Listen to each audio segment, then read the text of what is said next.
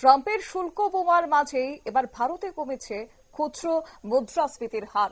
এই মুহূর্তে যে তথ্য উঠে আসছে, গত ৮ বছরের মধ্যে রেকর্ড করেছে অগাস্টের বাজার। জুলাইয়ের তুলনায় কমেছে ১.৭৬%।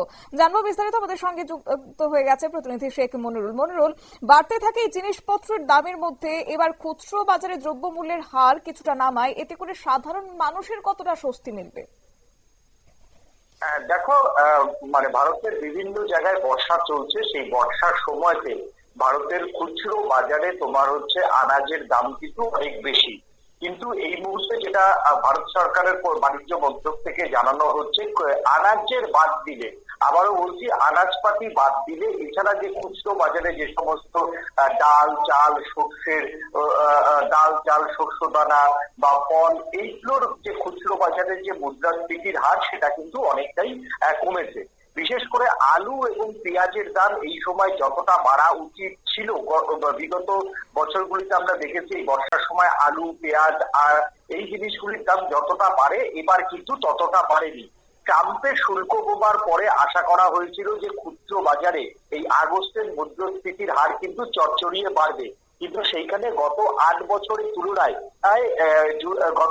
বছরের তুলনায় আগস্টে কিন্তু মুদ্রাস্ফীতির হার কিন্তু অনেক কমেছে এবং জুলাইয়ের তুলনায় 1.76 হারে তোমার খুচরা বাজারে মুদ্রাস্ফীতির হার কিন্তু কমেছে। ওয়ার্ল্ড ইকোনমিক আউটলুক গ্রোথ ইতিমধ্যেই জানিয়েছে যে ভারতের যে জিডিপি গ্রোথ, সেই জিডিপি গ্রোথ কিন্তু 6.4, যদিও সেটা গত বছর ছিল জিডিপি গ্রোথ 6.5, এবং 2026 সালেও কিন্তু ভারতের জিডিপি গ্রোথ 6.4 উপরেই থাকবে বলে কিন্তু মনে করছেন ওয়ার্ল্ড ইকোনমিক আউটলুক গ্রোথ। এর থেকেই বোঝা যাচ্ছে যে খুচরো বাজারে যদি বর্ষা বা প্রাকৃতিক দুর্যোগ ছাড়া সেইভাবে কিন্তু মুদ্রাস্ফীতির হার কিন্তু বাড়বে না।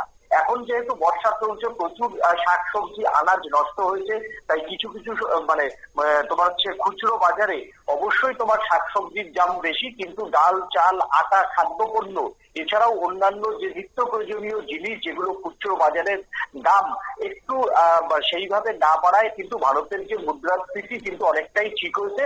সেই সঙ্গে যেহেতু রিজার্ভ ব্যাংক আবার রেপো রেট কমিয়ে দিয়েছে, রেপো রেট কমাতে বাজারে মার্কেটের চাহিদা বাড়বে, গাড়ি বাড়ি এগুলো কেনার চাহিদা অনেক বেশি বাড়বে এবং সামনেই পুজো আছে এবং পুজোর সময়তে যদি মার্কেট যদি ডেভেলপমেন্ট করে, তাহলে কিন্তু তোমার যে ট্রাম্পের যে শুল্ক বোমার প্রভাব, সেইভাবে খুচরো বাজারে অন্তত সেই শুল্ক বোমার প্রভাব কিছুটা মুক্ত হবে বলে মনে করছেন অর্থনীতিবিদদের একাংশ।